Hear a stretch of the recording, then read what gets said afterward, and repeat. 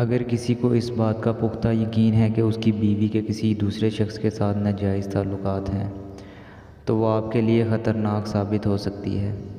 آئے روز ایسے واقعات اخبارات کی زینت بنتے رہتے ہیں کہ بیوی نے خاوند کو زہر دے دیا یا کوئی اور نقصان پہنچانے کی کوشش کی۔ اس مسئلے کا بہترین حل یہ ہے کہ آپ اپنی فیملی اور اپنی بیوی کی فیملی کو اعتماد میں لیں اور ان کو اس مسئلے سے آگاہ کریں تاکہ بعد میں کوئی فیملی کا مسئلہ نہ بن سکے۔ اگر آپ کی ساری کاوشوں کے باوجود وہ آپ کی بات نہیں مانتی تو اسے صرف ایک طلاق دیں۔ اس کے بعد اگر وہ اصلاح کر لے تو تجدید نکاح کے بعد آپ کا دوبارہ اکٹھا ہونا ممکن ہوگا۔ اگر وہ کسی اور کے ساتھ زندگی گزارنا چاہتی ہے تو عدت کے بعد جس سے چاہے نکاح کر سکتی ہے۔